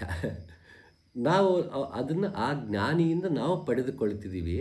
ಹಾಗಾಗಿ ನಾವು ಅವನಿಗೆ ಚಿರಋಣಿಯಾಗಿರಬೇಕೆ ಹೊರತು ನಾನು ಜ್ಞಾನಿ ಅಂತ ಅಹಂಕಾರ ಪಡೋದಲ್ಲ. ಹಾಗಾಗಿ ನಾವು ಮೂರ್ಖರೇ ಆಗಿಬಿಡ್ತೀವಿ. ಅದಕ್ಕೆ ಇಲ್ಲಿ ಕೇನೋಪನಿಷತ್ತಿನ ಉದಾಹರಣೆ ಯಾಕೆ ಕೊಟ್ಟೆ ಅಂದರೆ ಅದಕ್ಕೋಸ್ಕರನೇ. ಅಂತಹ ಉಪನಿಷತ್ಕಾರ ಕೂಡ ಈ ಜ್ಞಾನ ನನ್ನದು ಅಂತ ಹೇಳ್ಕೊತಿಲ್ಲ, ಅದು ಕೂಡ ಗುರುವಿನಿಂದ ಬಂದಿದ್ದು. ನನಗೆ ಇದು ಹೇಳ್ಕೊಳ್ಳೋಕೆ ಹೇಗೆ ಹೇಳಬೇಕು ಗೊತ್ತಾಗ್ತಿಲ್ಲಪ್ಪ ಅಂತ ನಾನು ಸಾಮಾನ್ಯ ಉದಾಹರಣೆ ಕೊಡ್ತಿರ್ತೀನಿ. ಇದರಲ್ಲಿ ಷಟ್ಪ್ರಶ್ನೋಪನಿಷತ್ತಲ್ಲಿ ಶಿಷ್ಯಂದ್ರ ಬಂದು ಗುರುವಿನ ಹತ್ರ 6 ಪ್ರಶ್ನೆಗಳನ್ನ ಕೇಳ್ತಾರೆ.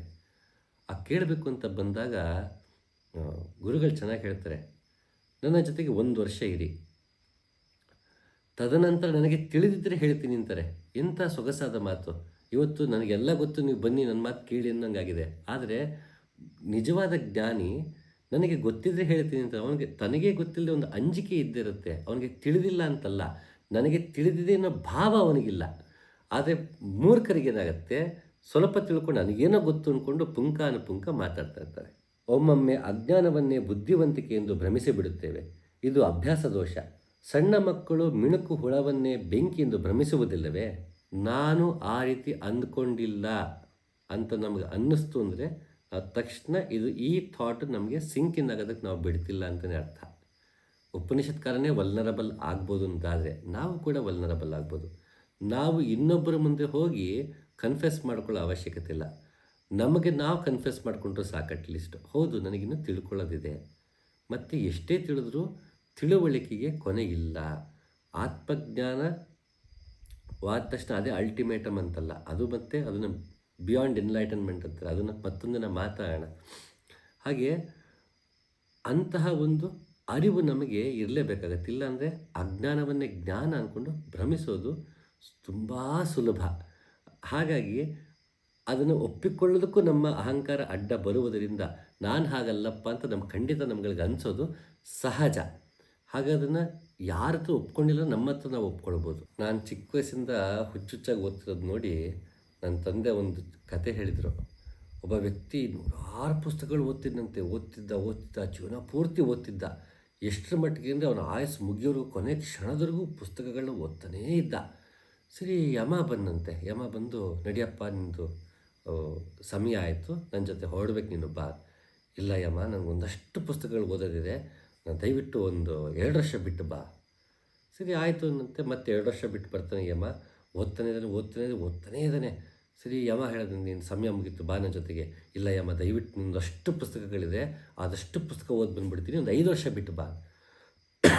ಸರಿ ಯಮ ಮತ್ತೆ 5 ವರ್ಷ ಬಿಟ್ಟು ಬರ್ತಾನೆ. ಮತ್ತೆ ಅದೇ ಕಥೆ ಹೇಳೋಕ್ಕೆ ಶುರು ಮಾಡ್ತೀನಿ. ಇನ್ನೂ ಒಂದಷ್ಟು ಪುಸ್ತಕಗಳಿದೆ ಓದೋಕ್ಕೆ ಅಂತ. ಆಗ ಯಮ ಹೇಳ್ತಾನಂತೆ, "ನೀನು ಇಷ್ಟು ವರ್ಷ ಸಾವಿರಾರು ಪುಸ್ತಕಗಳು ಓದೋದಿಲ್ಲ, ಅದು ಸಮುದ್ರದ ತೀರದಲ್ಲಿ ಇಡೀ ಅಷ್ಟೆಲ್ಲ ಮರಳ ರಾಶಿ ಇರುತ್ತಲ್ಲ, ಅಲ್ಲಿ ಒಂದು ಕಣ ಅಷ್ಟೇ ಕಣಪ್ಪ. ನೀನು ಓದ್ತಾ ಕೂತ್ಕೊಂಡ್ರೆ ಓದೋದಕ್ಕೆ ಅಷ್ಟಿದೆ, ನಕ್ಷತ್ರಗಳು ಅಷ್ಟೆಲ್ಲ ಆಕಾಶದಲ್ಲಿದೆ. ಒಂದು ನಕ್ಷತ್ರದ ಕಾಲು ಭಾಗದಷ್ಟು ನೀವು ಓದಿಲ್ಲ. ಅದು ಮುಗಿಯುವಂಥದ್ದಲ್ಲ, ನಡಿ ಸಾಕಿನ ಓದಿದ್ದು" ಅಂತ ಕರ್ಕೊಂಡು ಹೋದ ಯಮ ಅವನನ್ನು ಅಂತ ಚಿಕ್ಕ ವಯಸ್ಸಾಗ ಕತೆ ಹೇಳಿದರು. ನಾವು ಬರೀ ಓದುವುದರಿಂದಲೇ ಎಲ್ಲವನ್ನೂ ತಿಳಿತೀವಿ ಅನ್ನೋದು ಸಾಧ್ಯ ಇಲ್ಲ. ಹಾಗಂತ ಓದಬಾರ್ದು ಅಂತಲ್ಲ. ಆ ಓದುವುದರ ಜೊತೆಗೆ ನನಗೆ ಅರಿವಿರಬೇಕು. ನನಗಿದೇನೋ ತಿಳ್ಕೊಂಬಿಟ್ಟೆ, ನಾ ಒಂದಷ್ಟು ಜ್ಞಾನಾರ್ಜನೆ ಮಾಡಿಬಿಟ್ಟೆ ಅಂತ ಅಹಂಕಾರ ಬರೋ ಅವಶ್ಯಕತೆ ಇಲ್ಲ. ನನಗೆ ಇದೆಲ್ಲ ಗೊತ್ತಾಗ್ಬಿಟ್ಟಿದೆ ಅಂತ ಅಲ್ಲಿಗೆ ನನ್ನ ತಿಳುವಳಿಕೆ ನಿಲ್ಲುವ ಅವಶ್ಯಕತೆ ಇಲ್ಲ. ನಾವು ಅದನ್ನು ಜ್ಞಾನ ಎಲ್ಲರೂ ಹೇಳಾಗೋದು ನಿಜವಾಗ್ಲೂ ಸಾಗರವೇ.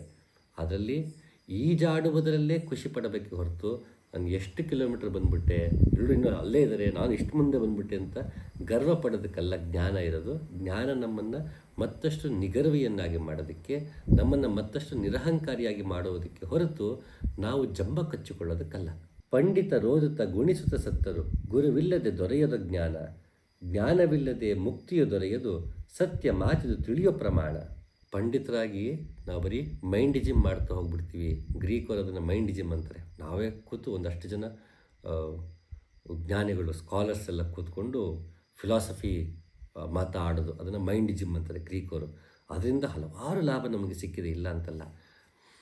ಆದರೆ ಅದನ್ನೇ ಮಾಡ್ಕೊಂಡು ಕೂರೋದು ಅರ್ಥ ಇಲ್ಲಪ್ಪ. ಗುರು ಹತ್ರ ಹೋಗು, ಅವನಲ್ಲಿ ಶರಣಾಗು. ಗುರುವಲ್ಲಿ ಶರಣಾಗಿ ಮಾರ್ಗವನ್ನು ಪಡೆದು ಅಲ್ಲಿ ಆತ್ಮಜ್ಞಾನ ಪಡ್ಕೋಬೇಕು ಹೊರತು ಇಲ್ಲ ಪ್ರಯೋಜನಕ್ಕಿಲ್ಲ ಅಂತ ಕಬೀರದಾಸರು ಹೇಳ್ತಾರೆ. ಹಾಗೆ ಅಜ್ಞಾತವಾದದನು ಅಭಾವವೇ ನಾಸ್ತಿಕನು, ಅಜ್ಞೇಯವೆಂದದಕ್ಕೆ ಕೈ ಮುಗಿಯ ಭಕ್ತ, ಜಿಜ್ಞಾಸ್ಯವೆಂದು ಪರಕಿಸಿ ತೊಡಗೆ ವಿಜ್ಞಾನಿ, ಸ್ವಜ್ಞಪ್ತಿ ಶೋಧಿ ಮುನಿ ಮಂಕುತಿಮ್ಮ. ಅದು ನಮ್ಗೆ ಅಳತೆಗೆ ಸಿಗಲ್ಲ, ಅದಕ್ಕೊಂದು ಪ್ರಮಾಣ ಇಲ್ಲ, ಪ್ರೂವ್ ಮಾಡೋಕ್ಕಾಗಲ್ಲ. ಮತ್ತು ನಾನಾ ಕಾರಣಕ್ಕೆ ಅದನ್ನು ಜರದ್ ಬಿಟ್ಟರೆ ಅವನು ನಾಸ್ತಿಕ ಆಗಿಬಿಡ್ತಾನೆ. ಅಯ್ಯೋ, ಅದು ಆ ಪ್ರಮಾಣಕ್ಕೆ ಸಿಗಲ್ಲ, ಅದು ಪ್ರೂವ್ ಮಾಡೋಕ್ಕೂ ಆಗಲ್ಲ, ಅದು ಬೇರೆ ಏನೂ ಇರಬೇಕಪ್ಪ ಅಂತ ಏನೂ ಯೋಚನೆ ಮಾಡಿದ್ರೆ ಸುಮ್ಮನೆ ಭಕ್ತಿಯಿಂದ ಕೈ ಮುಗಿದ್ಬಿಟ್ಟು ಅವನು ಭಕ್ತ ಅಂತೆ. ಜಿಜ್ಞಾಸವೆಂದು ಪರಕಿಸಿದೊಡ ವಿಜ್ಞಾನಿ. ಹೌದಾ, ಪ್ರಮಾಣವೇ ಇಲ್ವಾ, ಅದು ಅರ್ಥ ಮಾಡ್ಕೊಳ್ಳೋಕ್ಕೆ ಆಗಲ್ವಾ, ಅದು ಹೇಗಿರಬೇಕು ನೋಡೇ ಬಿಡೋಣ ಅಂತ ಅದನ್ನು ಎಲ್ಲ ರೀತಿಯಲ್ಲೂ ಅದನ್ನು ಪ್ರಯತ್ನ ಪಡ್ತಾ ಹೋದರೆ ಆತ ವಿಜ್ಞಾನಿ ಆಗ್ತಾನಂತೆ. ಸ್ವಪ್ನಕ್ತಿ ಶೋಧಿ ಮುನಿ ಮಂಕುತಿಮ್ಮ, ತನ್ನಲ್ಲೇ ಯಾವಾಗ ಅದನ್ನು ಶೋಧನೆ ಮಾಡ್ತಾನೆ ಆತ ಮುನಿ ಆಗ್ತಾನೆ. ನಾವು ನಾಸ್ತಿಕರಿಂದ ಆಸ್ತಿಕರಾಗಿ, ಅಲ್ಲಿಂದ ವಿಜ್ಞಾನಿಯಾಗಿ, ವಿಜ್ಞಾನಿಯಿಂದ ಮುನಿಯಾಗಬೇಕು. ಆಗ ಮಾತ್ರ ನಾವು ಮೂರ್ಖನಿಂದ ಜ್ಞಾನಿ ಆಗೋದಕ್ಕೆ ಸಾಧ್ಯ, ಬುದ್ಧತ್ವವನ್ನು ಪಡೆಯೋದಕ್ಕೆ ಸಾಧ್ಯ. ಅದಾಗಬೇಕು ಅಂದರೆ ಯಾರಿಗೆ ಆ ಅರಿವಿದೆ ಅವನ ಜೊತೆಗಿದ್ದು, ವಿವೇಕದಿಂದ ಜೊತೆಗಿದ್ದು ನಾವು ಅವನಿಂದ ಜ್ಞಾನವನ್ನು ಪಡಿಬೇಕು. ಆ ಜ್ಞಾನವನ್ನು ಪಡೆದು ಅದರ ಬಗ್ಗೆ ನಾವು ಕೃತಾರ್ಥರಾಗೇ ಇರಬೇಕು. ಅಂತಹ ಕೃತಾರ್ಥ ಭಾವ ಎಲ್ಲರಿಗೂ ತಕ್ಕಲಿಂದ ಮತ್ತೊಮ್ಮೆ ಸಿಗ್ತೀನಿ. ನಮಸ್ಕಾರ.